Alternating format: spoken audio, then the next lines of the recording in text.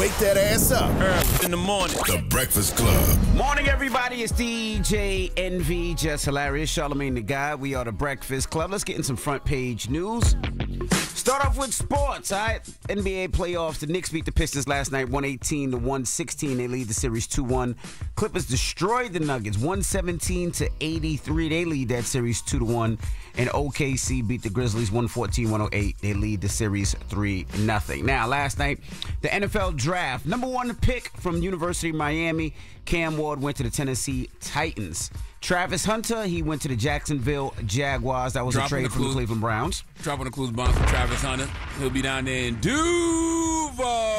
That's right. Yeah, Lil Duval was happy about that one, man. I wonder if Travis Hunter going to come to Duval today. Well, maybe. His mom shouted out Little Duval. I don't know if you seen it. I didn't see that. I saw that, but I saw people saying that, but I didn't see it. I actually seen it. She was like, yes, we coming to Duval. Our roots from Florida. And she was like, yeah, and tell Little Duval we'll be on the boat with him. I mean, the plane. We'll be on that little plane with him. Let's go. Travis, do not get on that little ass plane with Duval. Okay, the Jacksonville Jaguars have big jets. You don't need to get on that. Okay.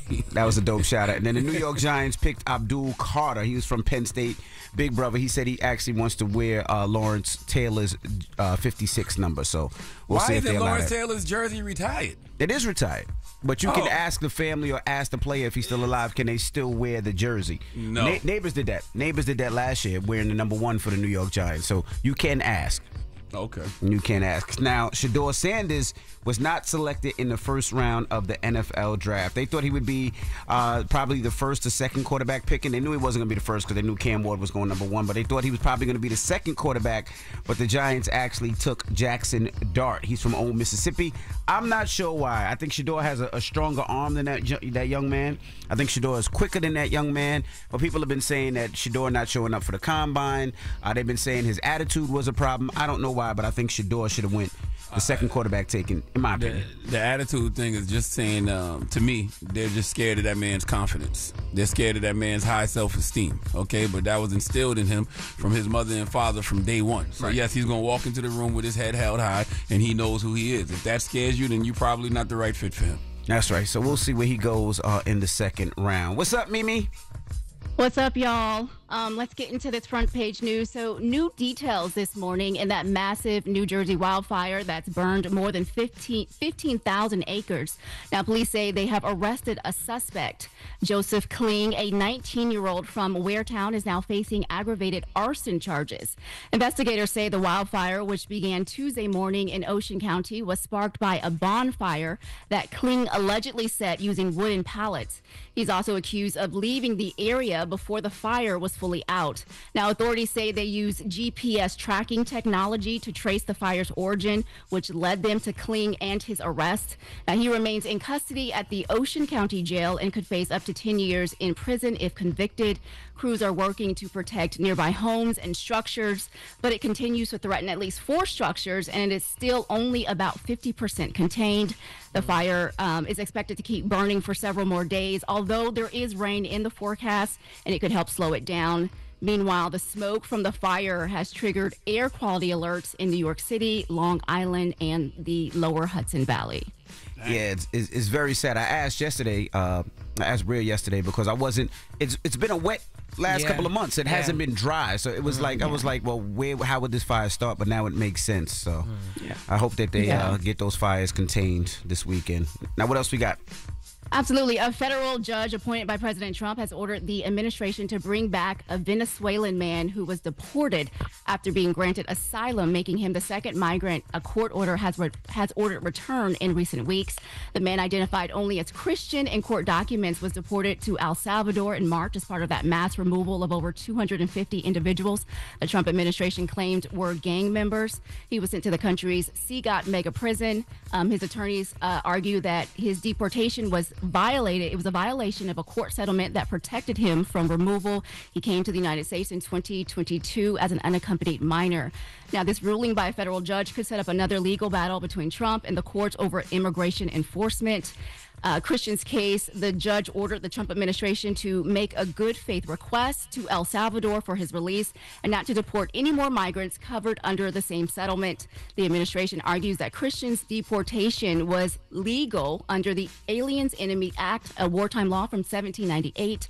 They say Christian was labeled an alien enemy, therefore making him ineligible for asylum. Damn. That Alien Enemies Act is getting people up out of here, boy. Yeah. It really is, just snatching people up. And so would you have a baby for $5,000? That's the idea the Trump administration is floating as the U.S. birth rate keeps falling. President Trump says he's open to the idea of giving moms a $5,000 baby bonus for every child they have. This would happen after the baby's born. It's part of a larger push from his team and outside groups to encourage more Americans to get married and have children. Trump himself is leaning into the message, calling for more babies and referring to himself as a fertilization president. But not everyone is sold on the view. Whoopi Goldberg had some strong words about the proposal. Let's hear what she had to say. But let me talk about some of the things that the administration has slashed, which is why I am so not only insulted by that amount of money, because $5,000, yes, it sounds like a lot of money, but if you can't pay your rent, if you can't pay for your after-school programs for your kids, everything this administration seems to be doing is telling people not to have children. Why not make sure that kids that we already have a shot at good schooling? If you want people to have children, you have to not scare them by cutting all these programs that they... She's absolutely right. Yeah. Can I put my tinfoil? I want to put my tinfoil Pooh Shiesty mask on for a second. You know, there was always these conversations about by 2040, white people wouldn't be the majority anymore, and like they've been really afraid of the browning of America. So when you talk about Roe v. Wade being overturned and all of these things like that, like there was always these conspiracies about they're doing that because they want to increase the amount of white people in this country. I think this is all part of that. You're incentivizing people to have babies, but who exactly are you incentivizing to have more babies? And I don't want to say 5,000 is not a lot of money, but 5,000 is not a lot of money when it comes to a lot of money. Baby. No, not when it's having a baby. Because if you think about it, daycare is $200-300 a week, right? You still got to talk about food. You still got to talk about education later on. You still got to talk about clothes. You still got to talk about maintaining and having that kid. Education later on, you got formula. You got all this stuff Pampers, that you need to diapers, wipes. So that $5,000 will go so fast. So when it comes to raising a baby, you need more than $5,000. No, and that $5,000 is taxed at that, so it's not even $5,000. And it's taxed. You're absolutely right. But don't you think for one second these people wouldn't take somebody baby gravy for $5,000? Oh, you damn right. These hoes about to go crazy. These hoes go crazy for free. What are we talking about? There's people out there with no money right now. They like, that's a come up. They're like, where I got to go have this baby? And if that's because nobody said you got to keep it. Yo, shut up. They just want you to have it. I'm serious. Nobody said you got to keep it. Oh, my God. That's a good point. Because you can have a baby and just after. give it up for... That's what I'm saying. Wow. They about to go crazy you this have summer. 20 kids and just give them up? And you 5,000. You right? You talking about raising it. They said, no, we giving you 5,000 to have it. You right? Well, we're going to have to open up some orphanages together, y'all. Because, Y'all don't... What y'all think that impossible meat is? Impossible meat. Not real meat. What you talking about? Plants. Plant meat. All right. What the hell are you talking about? Yo, chill. Well, Trump owes me 30,000. I need my 30,000. Trump. I got 6 kids. I started early. Get it off your chest. Thank you, Mimi. We'll see you next hour. Yep. Get it off your chest. 800-585-1051. If you need the vent, hit us up right now. It's the Breakfast Club. Good morning. Morning, everybody. It's DJ NV, just hilarious. Charlamagne the Guy. We are the Breakfast Club. Let's get in some front page news. Now, NBA playoffs. The Clippers beat the Nuggets last night, 117-83. They lead the series 2-1. The Knicks beat the Pistons, 118-116. We lead the series 2-1. And the Grizzlies lost to the Thunder. OKC leads that series 3-0. Now, last night was the NFL draft. Number 1 from University of Miami, Cam Ward with the Tennessee Titans. Jacksonville Jaguars, Duval picked up Travis Hunter. The New York Giants picked up Abdul Carter. So Shador Sanders was not selected in the first round, so we'll see where he gets picked tonight. He'll go today. He should absolutely probably be the first pick, or at least first quarterback picked in the second round. I think tonight. so too.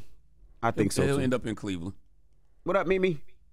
What up, y'all? All right, so federal prosecutors say they will seek the death penalty against Luigi Mangione if he's convicted of killing United Healthcare CEO Brian Thompson, a move ordered by the Trump administration as part of its push to reinstate the capital punishment.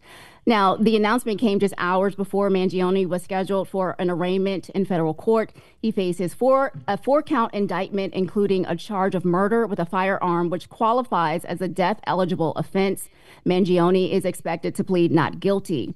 In a formal notice to the court, prosecutors said the decision was based on the impact of Thompson's death on his family, his colleagues, and the broader community. They also allege that Mangione carried out the killing as a political statement aiming to incite resistance against the healthcare industry.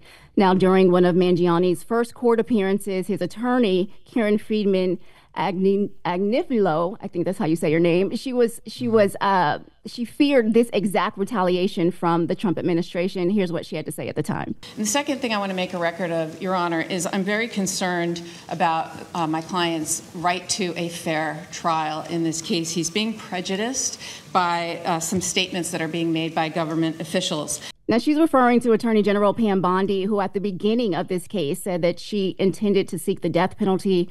Defense lawyers called the decision barbaric and accused the Trump administration of using this case as a political stunt. In addition to the federal charges, he's also facing state charges in Pennsylvania, including carrying a fake ID and carrying a gun without a license. And in other front page news, the Trump administration has started selling new Trump 2028 hats. I seen it. That's wild. Shirts on his website. Yeah, sparking renewed speculation about whether the Trump is actively eyeing a third run for the White House, even though the Constitution prohibits it. The red Trump 2028 hats, they go for $50, while matching T-shirts with the slogan, "Rewrite the Rules," are listed at $36. The merch drop has already been raising eyebrows and fueling debate. In a comment to NBC News, Press Secretary Caroline Leavitt, she shrugged off the concerns, though, calling it a cool hat and predicting that it would be really popular. Now, to be clear, the 22nd Amendment of the U.S. Constitution clearly states that no one can be elected more than twice. Trump was elected in 2016 and again in 2014, which would make him ineligible for a 2028 run under the current law.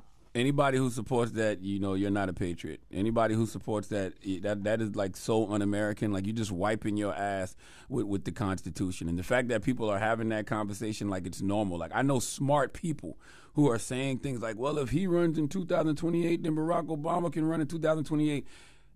You're idiots, because if Donald Trump runs in 2028, the fight is absolutely fixed. Whatever election that will happen will be all for show, just like they do in Russia. Absolutely.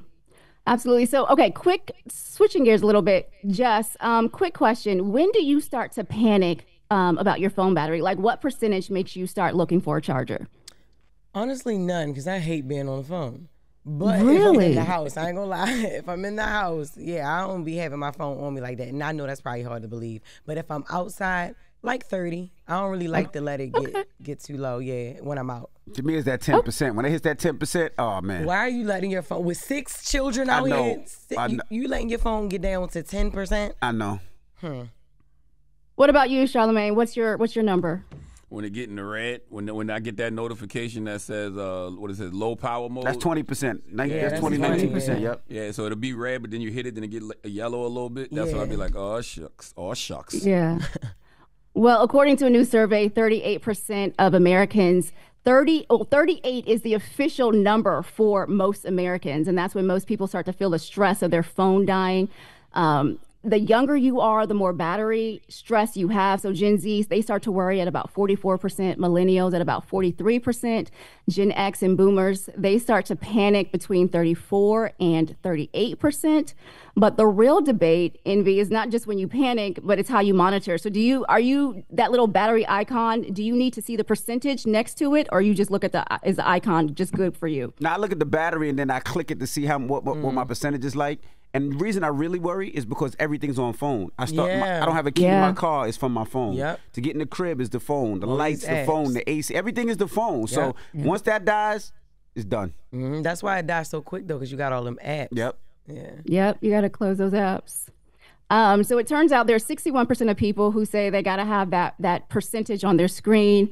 The survey was conducted by Talker Research, and it found that 34% of people say they're comfortable letting their battery drop. 20% say they need to find a charger if it gets below 10%. I think, who said that? Was that you, Charlotte, that said if it gets below 10%, you need a charger? Yeah, I'm So you are with most Americans who feel like that's when they head for getting a charger.